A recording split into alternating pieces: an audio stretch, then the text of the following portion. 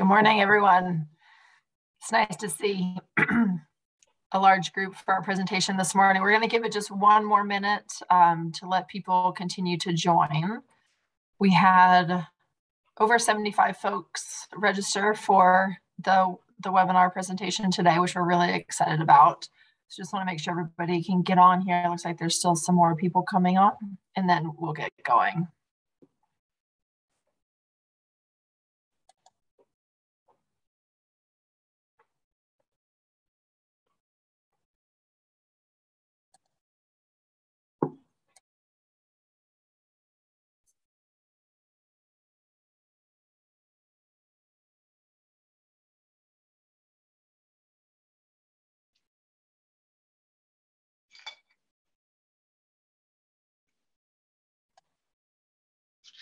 All right, so we'll go ahead and get started. Good morning. My name is Laura Ginsberg. I'm the center lead for the Northeast Dairy Business Innovation Center, which is hosted at the Vermont Agency of Agriculture, Food and Markets. I'm joined here today by my colleague, Catherine Donovan, who's the program manager for the center.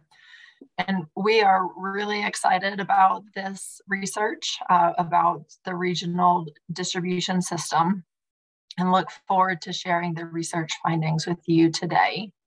The DBIC in the Northeast represents the 10 states of the region from Pennsylvania to Maine, and we supply the region with grants, technical assistance, marketing support, and a real opportunity to move the dairy sector forward using funds that we receive through the USDA. And we're thankful to the USDA for their continued support of the Dairy Business Innovation Initiative, of which there's four centers in the nation, and we're the one in the Northeast. So thanks again for joining us. I'm going to hand it over to Shana and Christoph from KK&P, who will be leading you through the presentation today, and excited to see everyone's reactions and look forward to the information. So thanks a lot. Thank you, Laura, and thank you everyone for being here. We're so excited to have so much interest in this report, and as Laura said, look forward to hearing your reactions to it. I'm Shana Cohen. I'm a senior consultant with Karen Karp & Partners, KK&P, as is Christoph Hille, my colleague, who's joining me as well for this research and presentation. KK&P is a food system consultancy that was founded in 1990, based in New York City and now dispersed throughout. I personally am based in Rhode Island, and our kind of home region of focus is in the Northeast. We work across sectors and across food supply chains, sometimes at the level of research and strategy development, leveraging food and agriculture activity to build economic vibrancy, and also sometimes at the level of operations, making supply chain connections, designing and implementing programming. As a company, we do food system planning, supply chain strategies, business and program development, facilitation and engagement, design of educational programs and events, and also support for recruiting and organizational capacity. And we brought perspective from most of those service areas into this work that we're here to talk about today. So just a quick overview of what we plan to do in this presentation. Christoph, if you could advance the slides a couple, that would be great. We're going to walk through the report, really give you a tour of the report, share some of the highlights of the findings, some of what you would find in the report, and our recommendations as well. The report is broken into three key sections: the introduction section, which includes a purpose, background, methodology, glossary of frequently used terms; the research findings section, which includes our key findings from primary and secondary research, as well as some supply chain case studies that we created that contextualize those findings; and then a section on paths forward, which include recommended strategies for moving forward in response to those findings, and specific interventions for enacting those strategies. And after our presentation, we will have time for a Q&A at the end. So please do make note of your questions. If you'd like to post them in the chat along the way, that would be fantastic. We look forward to hearing those questions and fielding them at the end. So turning it over to you, Christoph, for purpose and methodology. Good morning, everybody. So the project purpose here was to just defined as identifying opportunities to strengthen the Northeast's value-added dairy distribution network and increase value-added dairy producers' ability to leverage it in order to bring the region's unique and delicious products to stores, cafeterias, restaurants, and households throughout New England and the country. More or less what we've done in the past year or so, or 9 months, has been 22 in-depth interviews with people across the value-added dairy sector, from producers to distributors to sector experts. We performed secondary research in media reports, industry reports, and prior studies. We conducted additional interviews, fairly in-depth interviews and research relating to the 5 supply chain case studies that are included here. And we workshopped the strategic directions and recommended interventions with a small group of cross-sector experts. And that produced what you're going to see here. Shana? All right. So we wanted to frame this up by sharing just some of the market trends, the opportunity that value-added dairy represents for the region. So why value-added dairy, and why so much focus on cheese specifically, as you'll see in this report.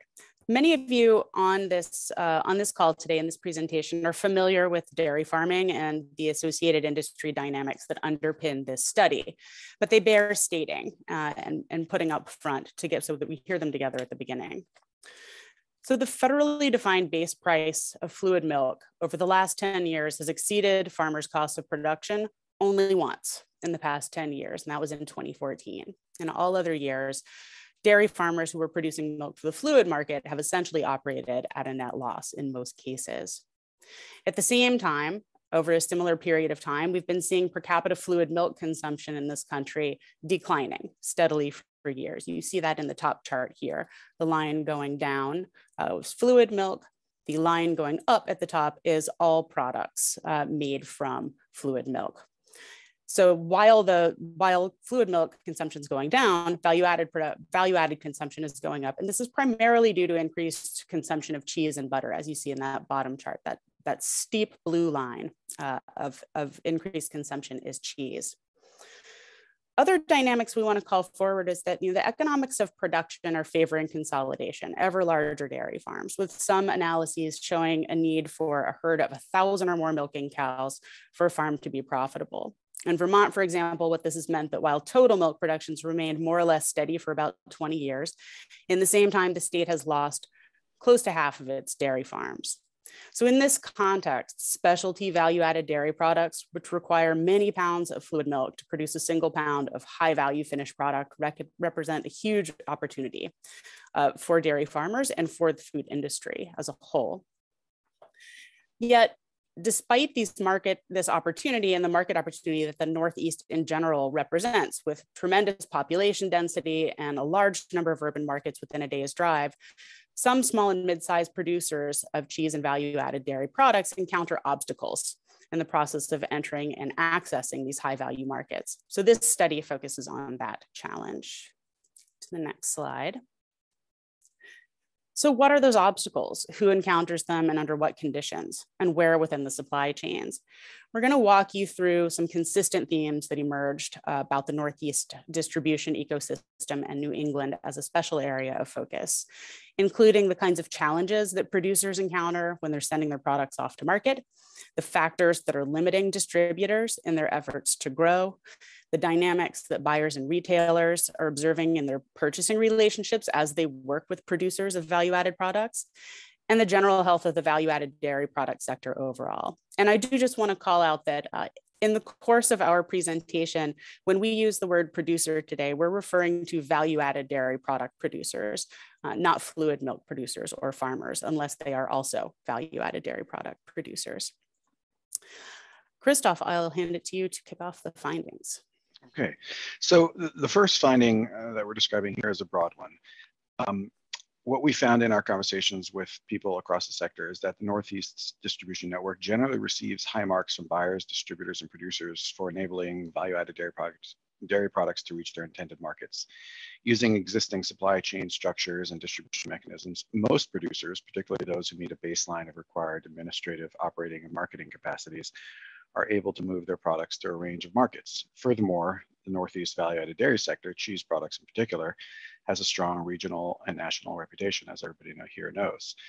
The market for value-added dairy products has shifted, matured, and grown in part as a natural evolution of the mainstreaming of products like artisanal cheeses, but also in response to supply chain convulsions like those caused by the COVID-19 pandemic. In short, most buyers and distributors are able to access most of the products and producers they want to access most of the time. Despite this generally favorable perspective, however, the overall value-added dairy product supply chain in the Northeast could also be characterized as brittle as opposed to resilient in a number of regards. A brittle supply chain is one in which certain circumstances, such as a public health crisis, climate change, or key operator retirements, could break or significantly impact the regular and predictable flow of product to customers. The potential brittleness of the Northeast value-added dairy supply chain is found in small ways throughout the sector among individual producers and distributors who operate with persistent constraints on their growth or operational stability, minimal redundancy, and concentrated dependency on a few critical upstream players. This lack of adequate resiliency may be stifling growth, sector growth, product innovation, and long-term capability to meet consumer demand. When the distribution process and supply chain manifest weaknesses, a significant share of the burden, risk, or lost opportunity will inevitably fall onto the region's producers. And on this slide, we are showing you a sort of a framing device that we developed in partnership with one of our consultants on the project from HDR, which is a sort of a qualitative framework for resiliency versus brittleness. Note that we did not perform a quantitative assessment of brittleness or resiliency in the region, but we consistently heard themes that mapped onto this framework, right? So we're looking at issues like availability, reliability, durability, redundancy, adaptability, demand, recoverability, and uncertainty. So in many of these regards, we found indications that the Northeast has some elements of brittleness. It would not be described as categorically brittle or categorically resilient, but this is a useful framework for thinking about everything that follows. Sheena, to you. The next key finding was about challenging the challenges that producers and distributors face in attracting and retaining human capital, and that those challenges are among the largest risks to the viability and vibrancy of distribution networks in the region. Producers and distributors identified labor pool shortages as the most persistent challenge that they face. It was probably one of the only themes that came up in every single conversation we had in the course of this study. On the individual business level, this shortage compromises businesses' abilities to operate with the suppliers and customers that they have. It inhibits their ability to take on new customers or to work with new suppliers and to plan for or invest in growth. You have business leadership who are often finding themselves taking on operations roles when they have staff shortages. They're packing boxes, they're picking up routes, they're driving trucks, rather than stabilizing, growing, or improving their businesses. At the level of overall industry, an inadequate pipeline of interested or trained people who are entering food production and distribution sector jobs can have ripple effects for decades or for generations. It can impede the industry's strength, stability, growth, and advancement. And in this way, the availability or lack of availability of human capital moving into this industry is very closely tied to the broader issue of industry brittleness that Christoph was just describing. So who's facing these challenges and how? It came up consistently with distributors, particularly those operating in the upstream part of the supply chain, those that are working closer to the producers and further from metro areas. And by far the most common labor challenge among those was a lack of truck drivers, including both CDL and non-CDL drivers. Quantitative data that we looked at also supports what we heard in interviews, including industry reports and also data from the Bureau of Labor Statistics, which shows a gap in open positions versus those who are seeking positions. And that gap extends beyond drivers to roles in food production, warehouse workers, and other processing and logistics type staff positions. Next finding. Mm-hmm. Okay, so From the perspective, as said previously, of many downstream distributors and customers, the Northeast is well resourced in terms of distribution networks and market access. However, there are many ways in which distribution infrastructure capacity and activities could be improved within particular subregions and for targeted segments of the industry. In some areas, small-scale value-added dairy producers have more difficulty in bridging the first mile and putting their products into the hands of an upstream distributor, which limits their access to valuable downstream markets. Existing mission-driven distributors and freight providers are well positioned to serve those under-resourced producers and provide their vital first-mile connection. They represent a diverse range of niche markets and track records. Some of these entities have been established and operating for several years at small scale, while others have just started to emerge during the COVID-19 pandemic in response to market needs. Some operate as critical first mile links to producers, where the others focus on the entire distribution channel or mostly on the endpoint customer. Some specialize in freight, hauling product for a fee, and others in a distribution model representing actively selling and or taking ownership of the product. Either way, the service they provide is critical, regardless of how many hundreds of miles are traveled in between the first and last mile of food distribution, or where key challenges and greatest expense are concentrated. And I see now there's a question, a very good question in the chat about upstream and downstream. So this is a rubric that we established in the course of this research, upstream being essentially distributors and freight providers who make the first mile link between a producer across the farm gate to the first node in a distribution channel. So essentially they are more producer facing, or part of their activities are producer facing, and downstream would be distributors who are maybe more in the metro markets and are customer facing and are receiving products usually from other freight providers and distributors themselves. So for example, you see a company like Provisions does both upstream distribution service, meaning that it crosses the farm gate to get product from producers, and it also does downstream distribution in that it brings product directly to an endpoint buyer. There are well-known large-scale distributors, say in the New York City metro area, like Chef's Warehouse and Baldor, that are primarily in the business of downstream distribution. They mostly deal with the endpoint buyer, the restaurants, the retail stores, the grocery stores, and they do very little upstream work. And there are some out there who do almost entirely upstream work. So that's essentially a dividing line in terms of which way a distributor is facing at which point in their activities. Okay, so Sheena, 11 to you.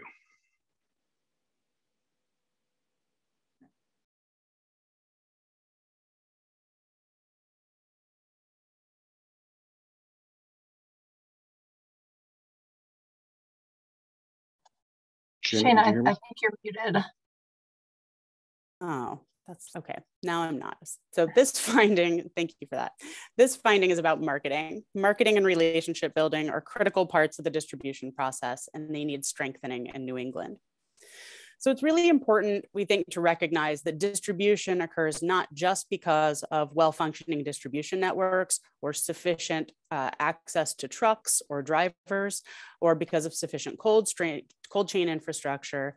It's also the direct result of strong, unique product creation paired with consistent, persistent, and effective marketing, merchandising, and relationship building efforts. A number of small scale and value-added dairy producers need assistance with their marketing outreach, with their marketing assets, with effective price sheets, with up-to-date merchandising tools, and long-term supply chain relationship building.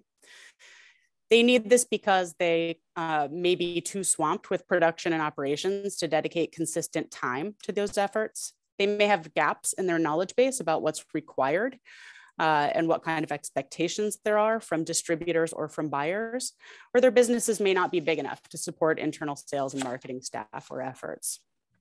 Producers talked about this challenge that they face themselves, and so did players across the supply chain. Distributors described experiencing it in particular among the smaller end of scale of producers, with some distributors noting that small producers are too heavily relying on distributors to act as their de facto sales arm. when distributors really need producers to be actively engaged as part of the sales process, working with the distributor sales team, as well as with the ultimate buyers who generate those orders, the chefs, the cheesemongers, the specialty grocers, the consumers, to tell the story of their farms, to educate people about their products, and to really develop those strong sales relationships. One distributor said, really, when you start to work with a distributor, it's not that you are not working with a customer, it's just that the customer you're selling to is the distributor's sales team now. At the far end of the supply chain, retailers observed this gap that we're describing in this finding in a broader way. And they described a lack of consistent, unified regional efforts to market New England value-added dairy products. And they compared this often with the way that they are sometimes courted by other regions. Wisconsin came up frequently in this regard. While there are a number of New England producers that are excellent at marketing and at relationship building and at getting their product out there from a storytelling perspective and just out in the market, the region as a whole doesn't effectively elevate the products and brands that grow here. People across the supply chain and sector experts we spoke with felt strongly that doing so would create good and strong pathways for getting up-to-date information about producers and products to buyers to build demand for regional cheese, and that building demand is the first critical step in building a supply chain that works. Christoph, over to you. Okay. So distribution is an activity that introduces many new administrative requirements of small-scale value-added dairy producers. Distribution readiness is how some buyers and distributors describe this area of need among producers: having proper sales sheets, understanding wholesale to resale pricing structures, meeting insurance liability requirements, completing required food safety audits, and filling out vendor agreements. Distributors experience this lack of capacity on their end as an obstacle to easily onboarding new producers. For small-scale producers who are new to the distribution arena, say outside of selling at farmers markets, through e-commerce, or directly to retailers, these administrative requirements are not always in their skill set. This dynamic adds points of friction to building distribution and sales relationships and to bringing small-scale producers into contact with new markets. At the level of individual producers, this friction is not absolute. People usually find ways to navigate the challenges, but the hurdles could be reduced and are eminently solvable. Over the long term, however, these hurdles have tended to grow rather than shrink. The heightened compliance requirements of the Food Safety and Modernization Act, as well as associated documentation demanded by vendors, may be generating a business environment where new producers enter the sector less frequently than in prior eras. This, for instance, was noted by at least one large distributor who's been in the industry for a long time, and where some producers may intentionally choose to limit their exposure by carefully controlling the extent of their sales, for instance, selling only at farmers markets or through other direct-to-consumer channels, or avoiding planned expansions to broader national retail channels. It seems to be the case that administrative and regulatory burdens are acting as a latent drag on the growth and responsiveness of the value-added dairy sector overall. But again, many of these hurdles can be reduced and are eminently solvable. At a more technical level, retailers, distributors, and producers consistently noted the need for more sophisticated training, professional development, and process consulting for value-added dairy producers of all kinds. Food safety, preparedness, and compliance, as well as risk management, are major areas of concern for cheesemakers today. Some producers noted that they want to be better trained in these areas, but need more tangible and accessible institutional supports, such as geographically accessible brick and mortar training centers, in order to get there.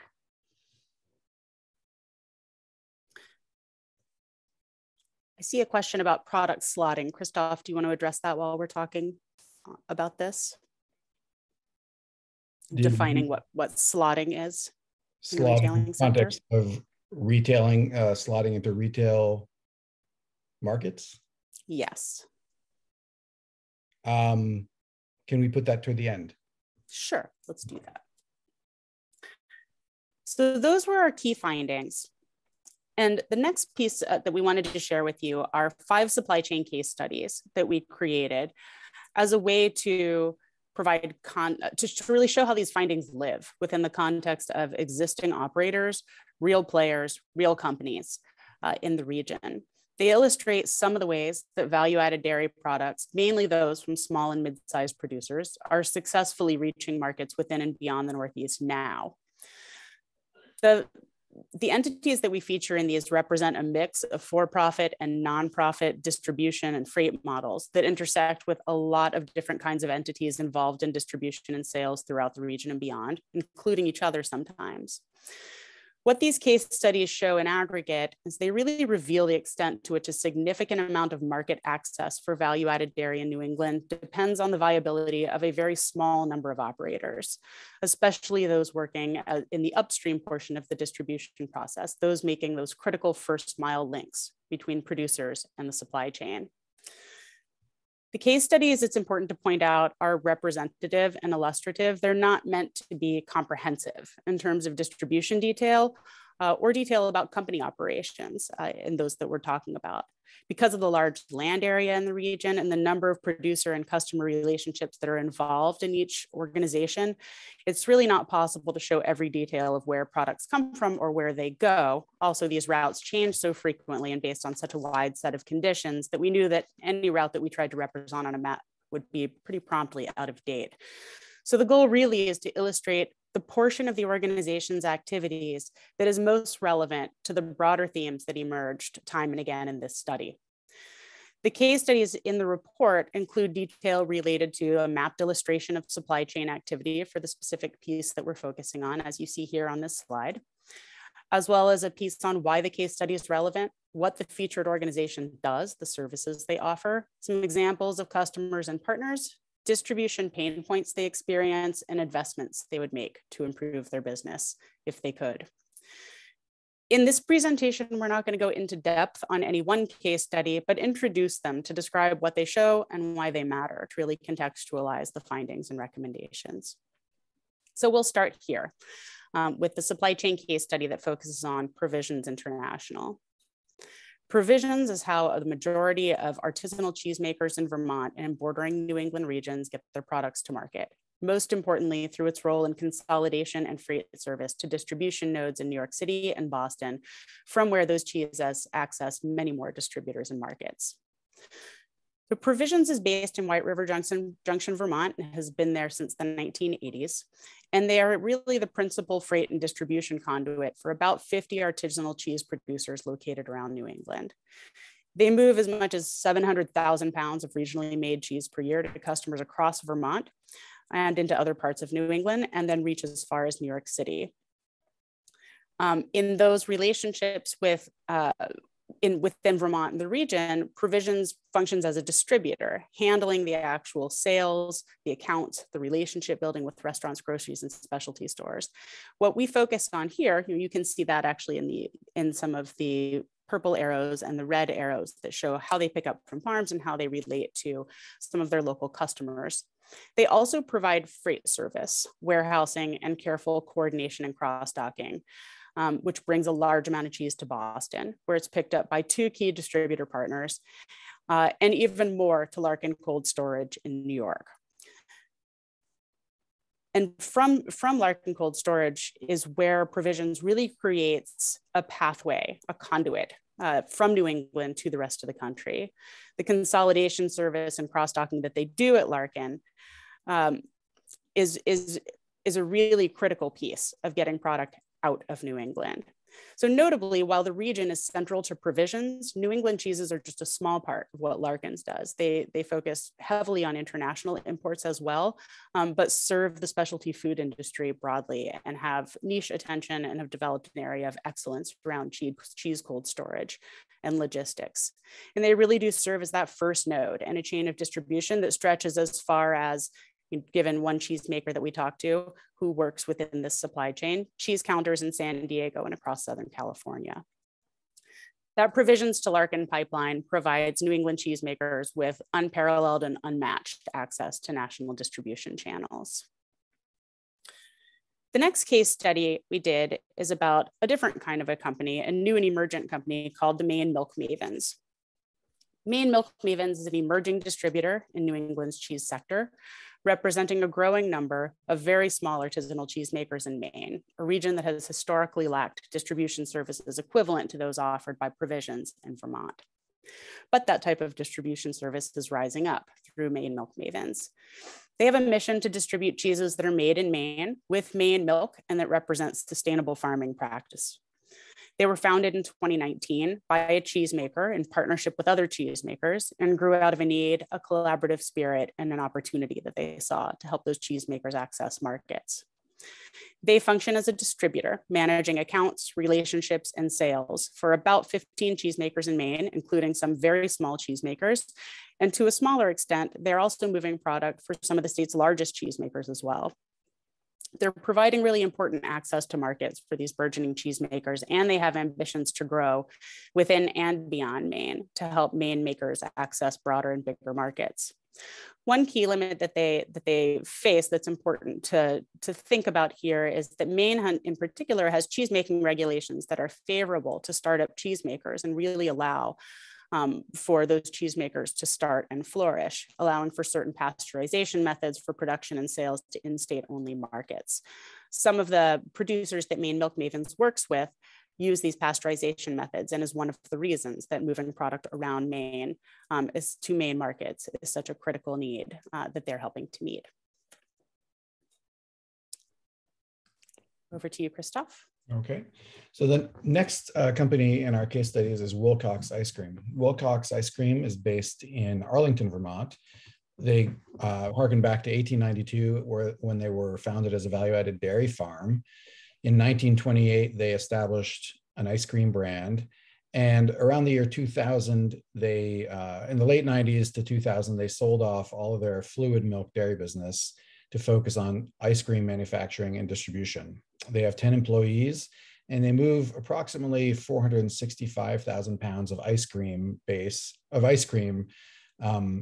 and around $1 million in ice cream revenue in total is generated in their company. They operate out of a 13,000 square foot facility with 500 square feet of cold storage and about 4,000 square feet of freezer. And they do distributions in about 150-mile radius from their headquarters in Arlington with 3 freezer box trucks. Their producers are almost entirely based in Vermont. And the reason we included them in this, because we felt it was important to recognize first that distribution is not only about cheese in the Northeast. The ice cream sector is important, and there are far fewer distributors working in the ice cream sector, especially at the small and medium scale, not driving around in tractor trailers, but in small local box trucks. So the reason that we feel that they're relevant here and what's shown on the case study map is we felt that Wilcox Ice Cream effectively demonstrates the importance and potential of adaptation, innovation, and collaboration in the value-added dairy sector. They successfully transitioned from a largely fluid milk dairy business to one that's not only a significant local ice cream manufacturer and frozen products distributor, but also a successful developer of new products and partnerships with other entities in Vermont's dairy sector. A very interesting example of that is shown here. And this is not shown to represent that it is a huge mover of total fluid milk in Vermont, but that it's a very smart adaptation to opportunities that arise, capacities that exist, and relationships that exist. So the UVM cream program found itself suddenly without a buyer for its milk. So in partnership with Kingdom Creamery and Wilcox, they established this kind of triangle trade through Vermont, where the milk goes through Valancourt Transport to Kingdom Creamery. Kingdom Creamery turns it into ice cream base. Wilcox Ice Cream brings the ice cream base to its headquarters and manufactures single-serving ice cream containers that then go back to UVM's dining services. This relationship started in the last couple of years and is pretty representative of a lot of innovations that Wilcox has undertaken, all kind of on its own, adapting packaging, adapting formats, adapting flavors, and shows how the access to the tools required for innovation are important in this sector. I'll go on to the next one now. The next one in our case study is Food Connects. Food Connects is based in Brattleboro, Vermont. They were founded in 2013. They have 15 employees in their food hub, 22 in the organization overall. And the value-added dairy portion of their business is not by any means huge, but it is growing, and it particularly grew in response to the COVID-19 pandemic. As an overall company, they aggregate products from over 65 Michelin line producers throughout New England and the Hudson Valley, as well as trading products in from other hubs in their food hub network. They deliver twice weekly to over 100 loyal customers in Vermont and New Hampshire, including food cooperatives, grocery stores, institutional food programs, and restaurants. They've been a strong supporter of Vermont's farm to school efforts, among others. And since 2018, they've in particular been working hard on, they've been a leading stakeholder in an initiative to increase collaboration and inter-hub transactions among the New England food hubs. In February of 2020, they were just invited, or they just launched the New England Food Hub Network, which joined forces with the Eastern Food Hub Collaborative, which connects food hubs from South Carolina to Maine. And when the COVID-19 pandemic hit the United States in March 2020 and upended the food sector, one of the unexpected outcomes was the massive expansion of direct-to-consumer e-commerce sales. Many food hubs in the Eastern Food Hub Collaborative Network pursued this opportunity as a replacement for lost business elsewhere. Food Connects recognized an emerging opportunity to leverage their location, their relationships, and capacities to create a cheese program in their wholesale distribution portfolio. Their focus would be on acting as an aggregator and upstream distributor, moving artisanal cheeses to the partner food hubs who themselves were engaged in the D2C food sales. Food Connects curated a small selection of cheeses as a special order catalog rather than as standard inventory items, and they selected these cheeses by focusing on a few important criteria: diversity of options across limited selection, producers able to handle their order volumes without product shorts, and producers who offered cheeses priced by the case or unit rather than by weight. So what they have become is essentially a critical node passing cheeses from Vermont out to other food hubs that themselves have the direct-to-consumer relationships.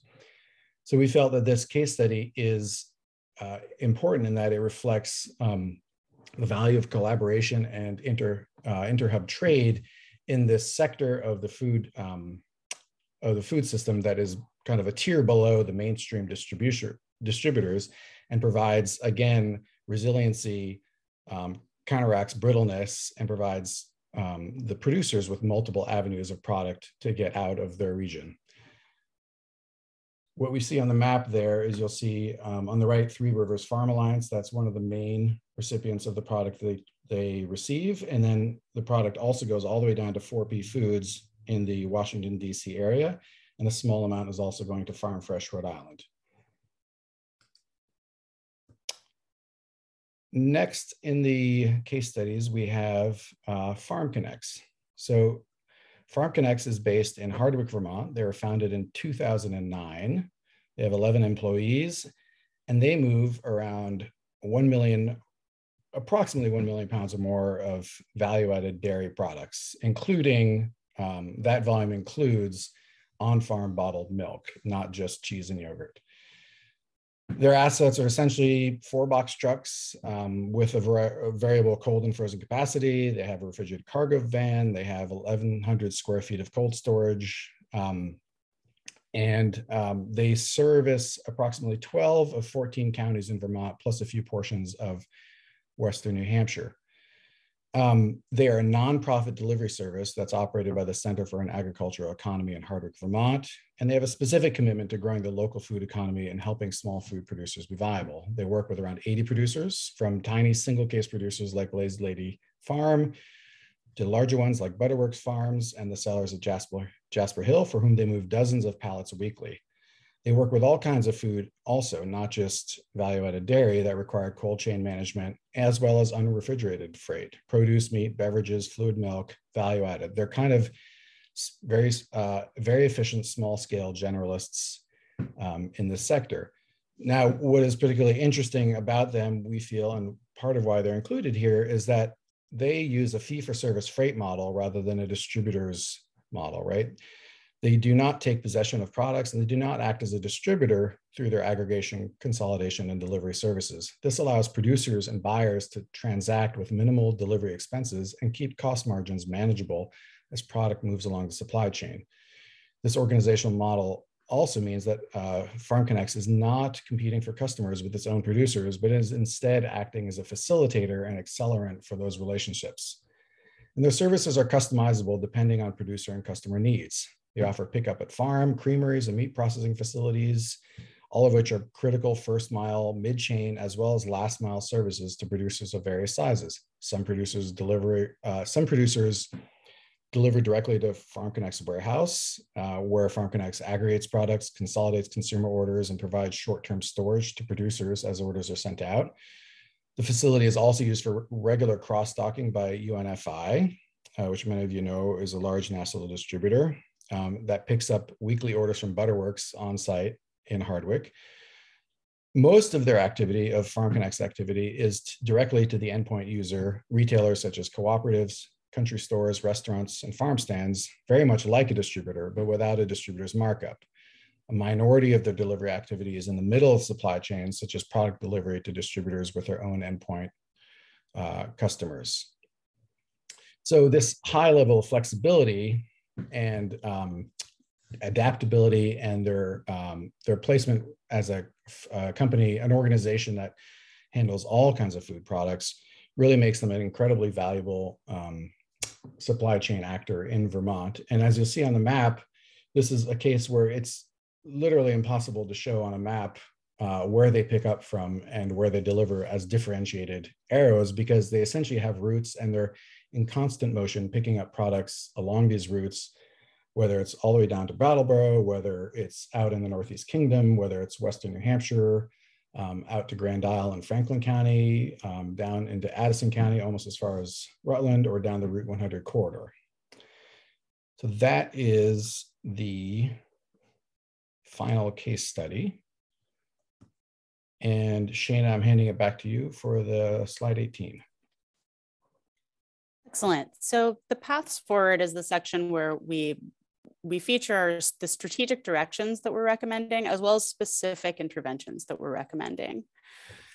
The strategic directions that we'll present provide guidance for interpreting and responding to the findings and the supply chain case studies that we just described to deliver positive improvements to the distribution of value-added product in the region. The strategic directions I want to note are presented separately from the more specific and actionable interventions on purpose, because the interventions are not necessarily the only interventions that we thought stakeholders around the region could make to make notable, significant improvement to the distribution opportunities that value-added dairy products have in the region. For example, if the funding or bandwidth or sequencing or regional buy-in or other obstacles were to emerge for any of the specific recommended interventions that we include in our report, we want to be clear that the strategic directions hold. The strategic directions that underpin each intervention hold. So we'll start there. Okay, so the first strategy here is building resiliency as an overarching theme. Our recommendation is that the DBIC and strategic partners should address the challenges and opportunities presented herein from the perspective of reducing brittleness in the distribution networks. This means taking a long-term view to everything from the health of the producer sector to the capacity of the distribution sector to the expectations of the buying sector. This also means taking a holistic view of value-added dairy product distribution as a process that includes producer distribution readiness, marketing content, sales strategies, administrative obligations, distribution relationships, product handling, and buyer merchandising choices. Positive impacts are more likely to accrue as a result of incremental improvements throughout this range of activities rather than through any particular silver bullet approach directed only at producer capacity, marketing, or distribution infrastructure. To you, Shana. The second strategic direction relates to the finding that we presented related to human capital. And the recommended strategy is to grow the workforce. The Northeast Dairy Business Innovation Center should convene a collaborative working group that includes industry leaders, trade associations, employers, relevant agencies across New England states to build a comprehensive, employer-driven workforce development strategy. We recommend that that strategy be based on federally registered apprenticeships, as well as initiatives that build the pipeline of people into the industry. Because of the relatively small size and proximity of the individual states in the region, any given worker we think is likely that is associated with the value-added dairy product supply chain is likely to directly interact with businesses in multiple states on a regular basis and with businesses across state lines. May also work in several of the region's states over the course of a career. Therefore, this workforce development strategy, we think, benefits significantly from taking a multi-state regional approach that focuses on occupations that range from product manufacturing to warehouse management to truck driving. The next recommendation is to invest in existing distributors. We feel that DBIC and strategic partners should seek to promote investment in the emerging and existing parts of the distribution sector throughout New England with a program that focuses on existing distributors' infrastructural assets, inclusive of facilities, cold storage, vehicles, automation equipment, and IT systems. And that focuses on upstream and the distribution portion that focuses on upstream first mile connection to producers. Much as other recommendations herein and within the DBIC's purview aim to develop technical and operational capabilities and resiliency in the producer sector, this investment program should aim to build a deeper bench in the distribution sector, effectively reducing potential brittleness, adding to overall sector capacity, and providing more ways for products to get to market.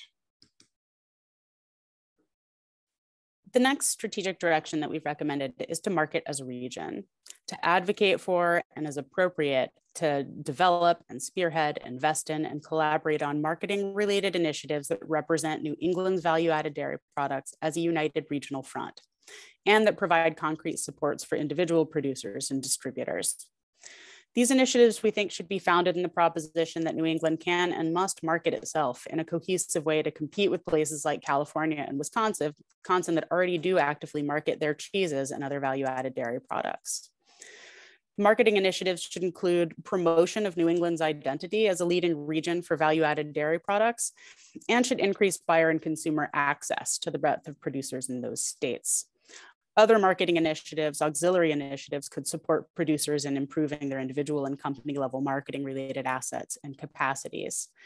To be clear, we're not recommending branding the region, creating a unified regional brand or one explicit mark or certification process, a New England certified kind of a brand or mark that would go on products. The recommendation and the recommended strategy here is focused on initiatives that really would provide a megaphone for the already existing strong brands of the region, an implicit regional identity or resource that amplifies value-added dairy companies, producers, products, and brands.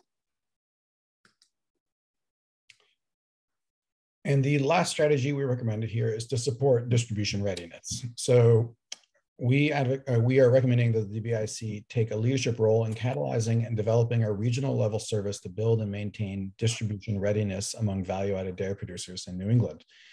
Most administrative and technical hurdles that create distribution friction are early stage business challenges for producers and are likely to be relatively easy to resolve through technical assistance that vests knowledge and confidence in the operator. The service would also act as an ongoing support resource for producers dealing with more complex situations that typically arise later in the business life cycle. With this administrative technical assistance as an underpinning, the regional level service could add further layers of technical assistance support, for instance, by linking producers and distributors to relevant financial programs for infrastructural development and to third-party technical assistance programming and consultant services for process and production advisement. From those strategic directions grow some specific interventions that we recommend. And before we dive into those, we wanted to just present a couple of, a framework, some principles or findings that guide these interventions. The first is that there's no single standout infrastructural node, logistics asset, or mechanical solution to the distribution challenges that emerged in this study that value-added dairy producers and the folks who distribute their products faced. Distribution challenges and opportunities are comprised of a nuanced and commingled set of factors that span technical competency, business ambition, and human relationships. The interventions that we're recommending place equal importance on producers and distributors in realizing the ultimate goal of bringing more product to market. The interventions that we present are not mutually dependent, and each could be initiated separately, though there are significant natural synergies that exist between them and could be leveraged if multiple were implemented together. And as we mentioned, the interventions could take different forms than suggested here, depending on which are advanced, in what combination and what order they're implemented, and by who takes the lead on their implementation. The success, we think, of any of these interventions will depend on stakeholders in multiple states, organizations, and agencies working together to benefit the entire region. And taken together, these initiatives work toward the goal of creating market access, increasing resiliency, and reducing brittleness. In general, throughout the recommendations sections, we've positioned the Northeast Dairy Business Innovation Center as a convener, an investor, a catalyst, working together in strategic partnership with people from around the region, some of whom are on the call today. So the first intervention, Christoph, would you like to take it? Okay, so the first recommended intervention here is really focused on, it's a brick and mortar way of addressing the need to build resiliency. We're proposing that one of the most ambitious initiatives the DBIC and associated stakeholders could undertake in the effort to grow resiliency in the value-added dairy sector would be to establish a brick and mortar value-added dairy training and technology center serving the entire value-added dairy industry of New England. There's a frequently cited desire and need heard explicitly and implicitly from producers and distributors for a high-level professional development center for value-added dairy products. This facility would serve three broad functions. First, it would be a center for technical training and consultation. Second, it would serve as a home base for regional marketing and networking efforts. And third, it would help rebuild an intellectual brain trust for the region's industry. This facility would include elements such as full-time professional staff, a research and development lab, a hands-on teaching center, on-site and off-site consulting and advisory services, and a business incubation program. In addition, this center would serve as a home base for marketing events, regional showcases, professional conferences, sector networking, and related certification courses. If feasible, this facility could also serve as the locus for other recommended initiatives featured in this report, such as the Workforce Development Program and the Finance Administration and Technical Assistance Service, although it may be preferable to not overly complicate this center's mission if that seems like a more effective way of implementing it. The reference model that we found for this initiative would be the Cheese Expertise Center located in Quebec, which essentially performs all the activities described here. They have a small full-time professional staff, they have an R&D lab, they have a hands-on teaching center, they perform on-site and off-site consulting and advisory services, and they have a business incubation program. Their facility also is host to a variety of events in the cheese sector in Quebec, right? So you might go to a conference there, you might go take a short course there for a certification, you might do some general networking and so forth. So this is the first of our recommended interventions. The next, Shana, to you. The next is a food-focused workforce development program. So as we described, a critical factor in the brittleness of the region's value-added dairy distribution network is the shortfall of workers in manufacturing and distribution roles and in production. To counter this trend, as we described in the strategic directions, we see a multi-state registered apprenticeship program with occupation-specific tracks for food manufacturing, supply chain logistics, light and heavy trucking, paired with a robust marketing effort. So the first part of the initiative is this federally registered apprenticeship program. The second piece is a strong, attractive marketing initiative that tells the story of the industry, tells the story of the food system, describes the career pathways within it, and really draws people into the industry itself, into the food system, and into the career opportunity and job opportunity that exists there. Registered apprenticeship, some of you will be familiar with it, others will not, is different than the casually used term apprenticeship with a small a. It's an earn while you learn model that's registered and recognized by the Federal Department of Labor. It combines mentored on-the-job learning with job-related instruction off the job that's tied to the attainment of defined skills standards. It's meant to promote long-term relationships between employers and employees, and is very often used as a structure that helps an employer invest in an incumbent employee to grow from one skill level or occupational level to the next. The registered apprenticeship model also notably involves predictable wage increases as apprentices' skills build, which is a key function of leading to retention as well.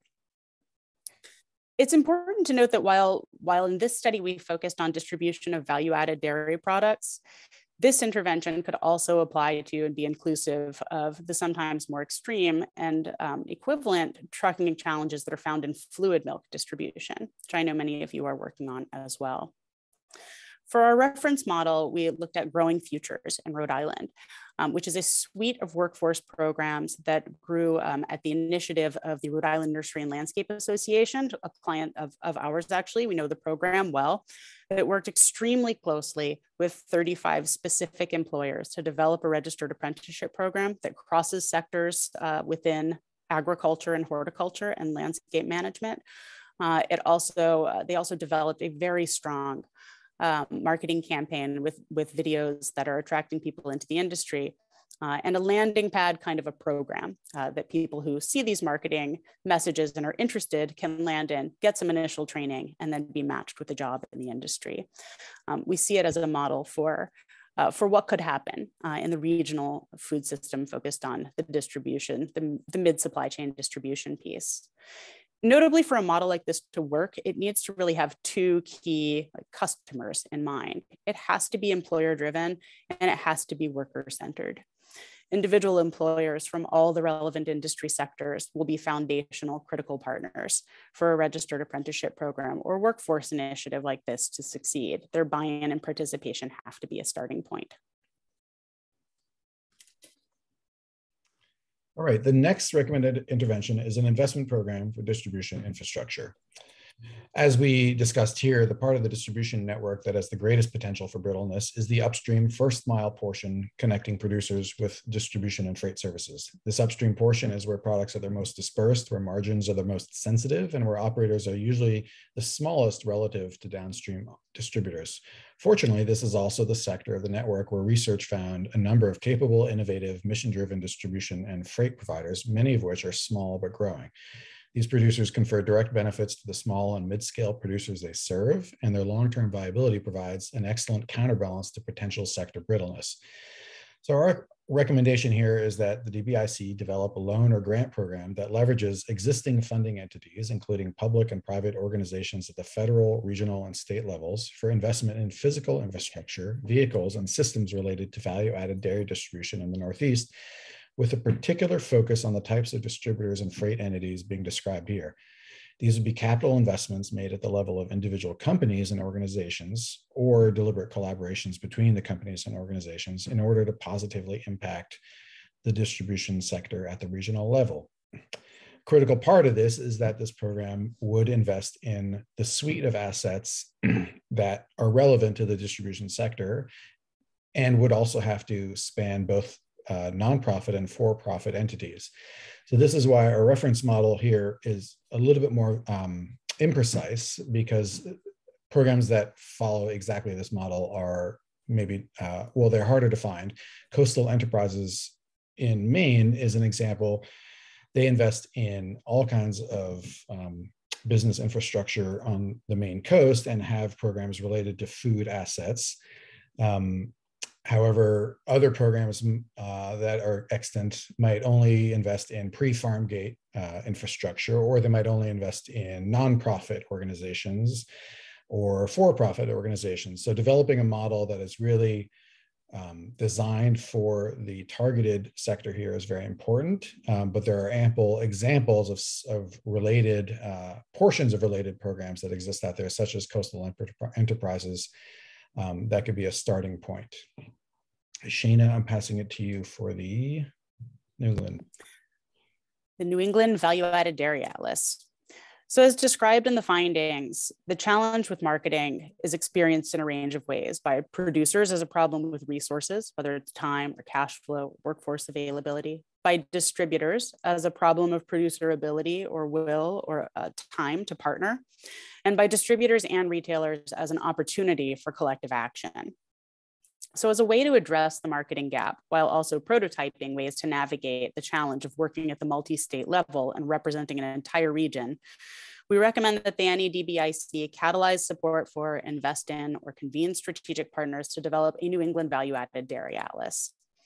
The atlas should show all regional value-added dairy producers in the New England region with comprehensive and concise contact information, technical information, and brand-related information. We think it would exist in both digital and hard copy formats, and we see it as something that would be, as we describe it, B2B in grade, or business to business in grade, in that it would have a level of sophistication that makes it the go-to resource for distributors and buyers of New England cheeses and other value-added dairy products nationally. The consistency of updates and the accuracy of information in that would be a core part of what makes the atlas the reference choice for wholesale buyers, how they find the products and producers that they want to feature. While being a tremendous B2B resource, we see the atlas as something that should be designed with a B2C grade of user experience in mind, meaning it should be really well branded. It should be user-friendly, easily accessible, and actively promoted among end buyers and consumer-facing channels as well, such as through social media. The vibrancy of that user experience can be a core part of what makes an atlas like this a resource.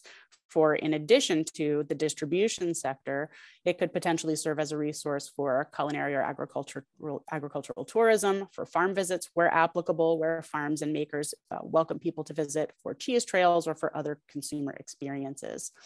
The California Cheese Trail is what we chose and feature as a reference model. There are elements to learn from in that. It's a beautifully designed interface that we think has a number of different components that could serve New England well as a type of a platform that could elevate and provide a unified place for buyers to go to find information about the products that are available to them from this region. Okay, and finally, we recommend the development of a finance administration technical assistance service.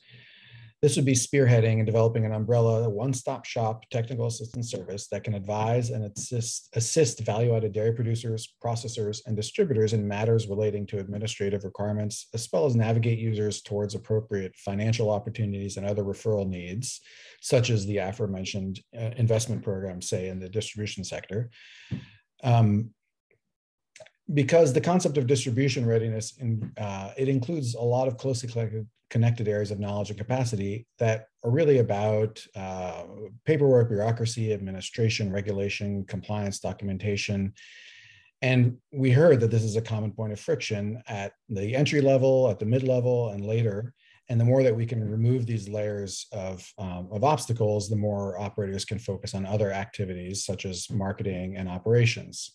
So whether that's steering people towards proper liability insurance, completing their vendor agreements, doing credit checks, organizing third-party food safety audits, developing freight agreements, and more, we feel that this service could be an ongoing support for producers at the beginning or when they encounter more complex situations such as food safety crises or new vendor agreements that represent a significant expansion and on which they want to really evaluate their risks and benefits.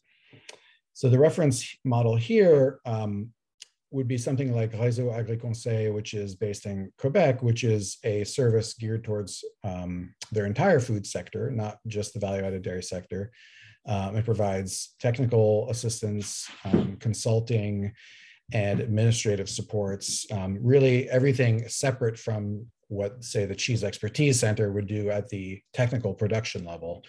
They're really there to support business modeling, administrative questions, and steering. A lot of it is steering towards financial opportunities for funding. So that completes our recommended interventions. So Shayna, we are moving now to questions in the chat. So please post any questions in the chat, and Catherine and Laura, we're going to ask you to moderate the Q&A based on what you see in the chat. Thanks, Shayna and Christoph. We did have one question come in about support once businesses are distributing, and if you had any thoughts about that. If the business can't build sales, the processor in this case, the distributor will not keep you on the trucks. Are there any ideas for funding that portion of business development or support beyond the start of distribution? I think I'll give it a start, and then Christoph, please chime in. Almost all of the recommendations that we've included relate to businesses at every stage of their life cycle. They're not targeted only to the smallest scale producers or to startup producers. Notably, the value-added dairy center that we're promoting is really meant to be sort of an advanced resource. It's not a place to learn how to make your first cheeses. I think this is relating to the question that's being asked. We see that, for example, the investment piece for distribution would support distributors in supporting producers. The dairy center would support producers in either shifting or growing their portfolio of kinds of cheeses that they're making, of adapting the kind of cut or pack that they might be using to fit better into certain kinds of markets or appeal to how markets are trending or how retail is trending. Really, all of the recommendations that we've put forward are really meant to bring producers to the point wherever they are in their business of working with the distributor to get the sales in order. And in terms of building the sales themselves, that's part of the function of the Dairy Atlas. And and that may have answered your question, is really to give buyers access, not just the distributors as buyers, but also their end buyers, whether it's food service companies, whether it's retailers, specialty food stores, give them access to information about those niche, unique products that they could put in their shelves that would differentiate their cheese shelf from somebody else's cheese shelf. So that is the one specific intervention that is really targeted on helping producers build sales, without having to have them each build their own separate in-house marketing team and capacity. Christoph, did you want to add to that? Well, I guess I would only add that, at the outset, this project was, our brief was really focused on distribution, infrastructure, and networks, right? So a whole assessment of the marketing process was not exactly in our scope. However, we very quickly recognized that the act of building sales is an essential part of distribution, and it is why distribution happens. Therefore, we've attempted to include at least one initiative that directly addresses marketing, and then made sure that we feel that the rest of the initiatives all in various ways support producers, either peripherally for marketing, such as the administrative technical assistance program that would help people build, say, sales sheets, right? To build a proper sales sheet so that you can communicate better with your distributors, to other things that essentially remove other hurdles that are relatively low-hanging fruit in order to give producers more time to do the marketing themselves. Producers are probably most often their own best marketers, provided they have the time and can separate themselves to some extent from operations. Because customers like meeting the producers, right? They like meeting the farmers. They like learning about it. They like to know who's behind the product. So by removing other things, our hope is that the producers then have more time to actually do sales.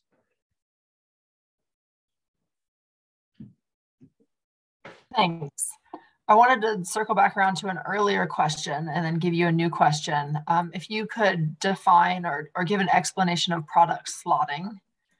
And then the other question was about the role of e-commerce and how many producers pivoted to that model during the pandemic.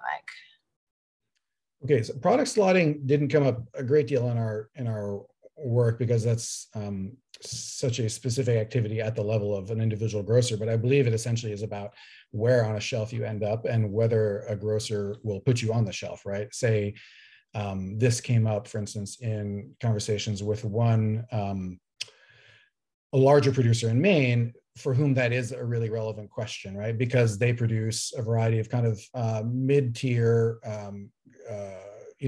cheddar, Colby, those sort of cheeses. And a vendor, say in Pennsylvania, might say, well, we already have a cheddar like that at that price point. Therefore, we don't really see a need to have a slot. Or in fact, we do have an open slot because we don't have a cheese in that price range of that type, so you fit in nicely there. So I think that's essentially sort of thematically what product slotting is about, is whether or not there's a space for you, a literal slot for you on a shelf. I think this is less of an issue at the artisanal level, because artisanal products tend to sort of command their own brand identity, provided you're developing a unique product, like, you know, a unique aged cheese, or a lot of the cheese that we dealt with don't seem to have product slotting as an issue so much as availability, in fact, to meet a buyer's volume needs. One thing I will add to that just relates to slotting is we did hear from retailers that, you know, if they're, more often than not, their cheese shelf is stocked. They have the set of producers and products already that they have space for in their cheese shelf. And so for a producer or product to displace another, or to earn a spot within that shelf, it really needs to be a standout product, a really high quality product. It has to hit it has to be a unique product, or it has to really fit into that cheese shelf, you know, within that, or that cheese case, and within that retailer's portfolio of what they offer. Well, it needs to fill a gap. And so for producers, understanding what else is out there, where their cheese fits in, how many other types of cheeses are out there that are like that, what price point it relates to. All of that is critical information for getting a slot with any given retailer. In terms of e-commerce, I think that, you know, the place within our research where that came up most clearly was on the smaller scale, and actually often with ice cream producers. So we did speak to at least one ice cream producer who is doing direct sales, shipping of product on dry ice. The majority of the producers that we spoke to were not doing that. And I should say that in our full report, in the appendix, one of the appendices of our full report, there is quite a bit more detail from the interview findings. And you can find some mentions of that and recommendations, or not recommendations, excuse me, but some specific synthesis of findings related to ice cream and frozen food, and a bit of e-commerce in there as well. In terms of our recommendations, you know, the cheese atlas, the California cheese trail, notably the reference model that we used for the recommended intervention on the atlas, does have an e-commerce platform where they are selling cheeses from many of the producers who are profiled on their site. And for many of the producers in the California cheese trail, that e-commerce model has become a significant driver of sales, either through the platform itself or through buyers accessing information about that maker through that website. So I think that while we did not explicitly recommend an e-commerce platform, it is the kind of thing that an atlas in the B2C portion of its work, or portion of its life, could grow to include. Anything you want to say about e-commerce there, Christoph?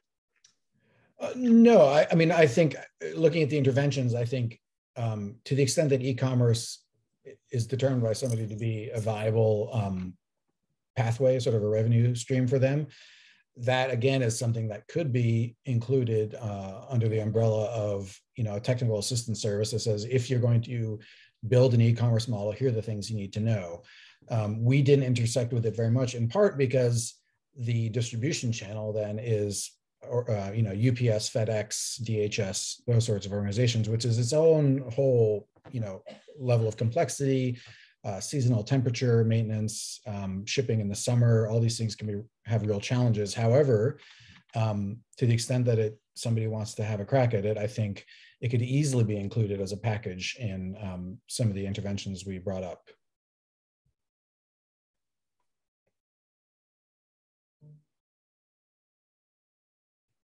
There's a few other questions coming in. One of them is about if you collected or have anecdotal evidence about if distributors and retailers would be willing to pay a premium price for small or locally produced products. And if those distributors and then in-store retailers have the desire to have that additional marketing support, are they willing to pay more for those products that come along with a more defined marketing support relationship? Mm-hmm. So I think looking at this sort of speaking here in the voice of the buyer or the retailer, I think they would respond to that by saying we do pay a premium for local or small community products, and our cheese case demonstrates that. So I think the cheeses of New England, the value-added products of New England, are kind of carry an inherent price premium, say relative to other products that might come from Wisconsin, right, where the economics of production, or California, where the economics of production might give them a price advantage, or even Europe, where people have all kinds of subsidies and supports that give them a price advantage relative to sort of a corresponding product. So I think from a distributor's perspective, they are willing and they do pay a price premium. So and then in terms of additional marketing support, I would think again, speaking as the buyer here, as the retailer, imagining, I'm talking to one of the people at Murray's or at a small local cheese shop or a buyer from Baldor. They don't pay a premium for defined marketing support. They view marketing support as sort of what the producer and the region essentially needs to think of in order to sell more product. And there are people who have the bandwidth and the organizational size and bandwidth to make those marketing trips and do, tastings or teaching or education, or, calling all the chefs they work with and getting them to buy the cheese. But that they don't really pay a price premium for that. They view that, however, as an activity that immediately translates to additional sales, which is why, again, we included a marketing strategy here, which is itself, as Shana said, kind of a proxy for a broader effort. So if a New England Dairy Atlas can be produced, then other region-wide marketing initiatives can probably work as well, so that the producer then doesn't have to do that marketing, right? The producer gets a megaphone. The region is providing the producer a megaphone to help announce who they are, where they are, what they produce, why they're great, and how to get them into your store, essentially.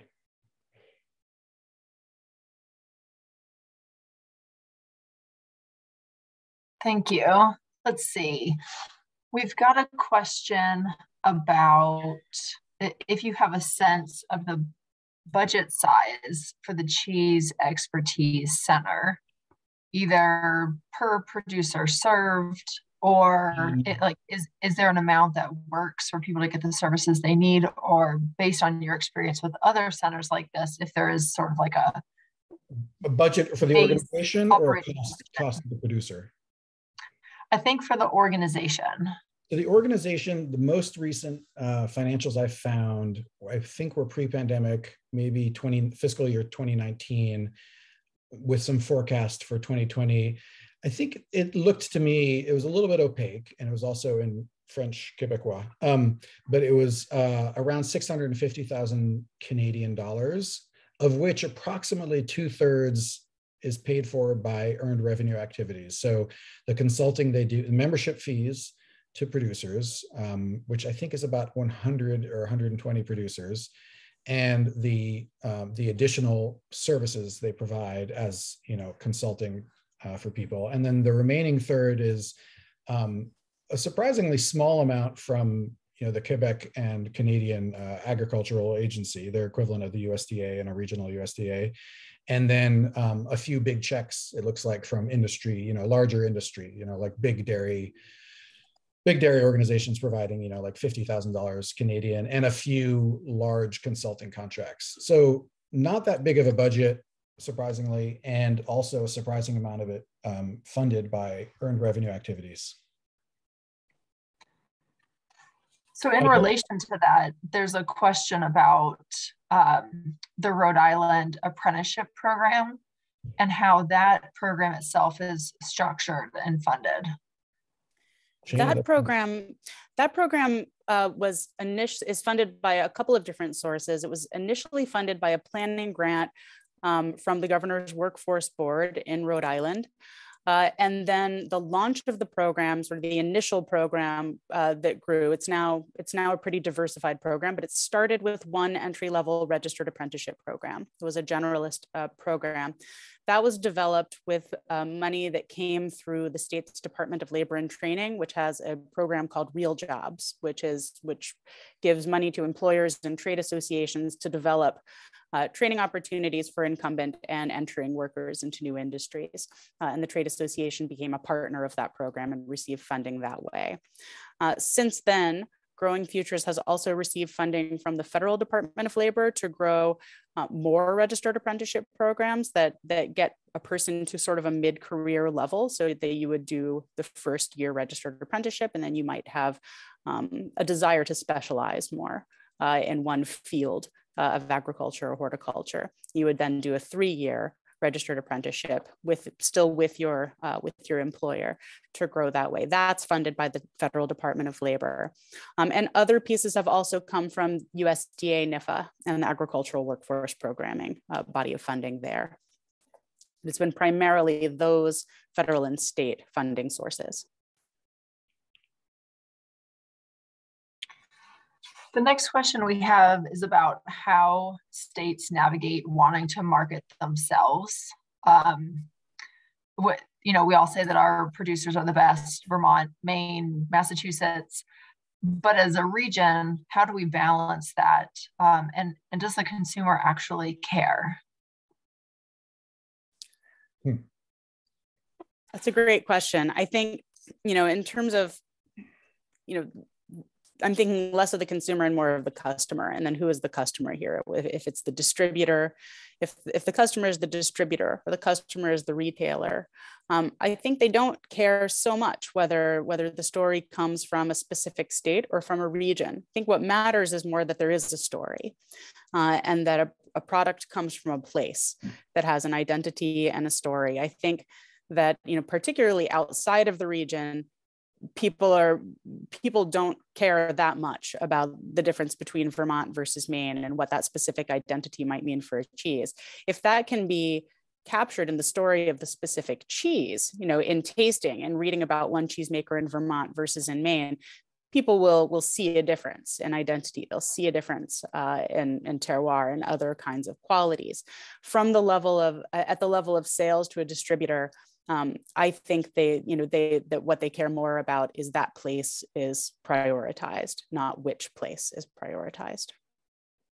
Mm-hmm. And I would probably add to that I think the substitution that a buyer is going to make, the customer being the buyer for the retail store, the grocer, is more likely to be California or Wisconsin or Europe than between any given state in New England, because the economics of producing cheese and of bringing cheese to market in New England are probably roughly the same in orders of magnitude, whether it's Massachusetts, Maine, or Vermont, or another state.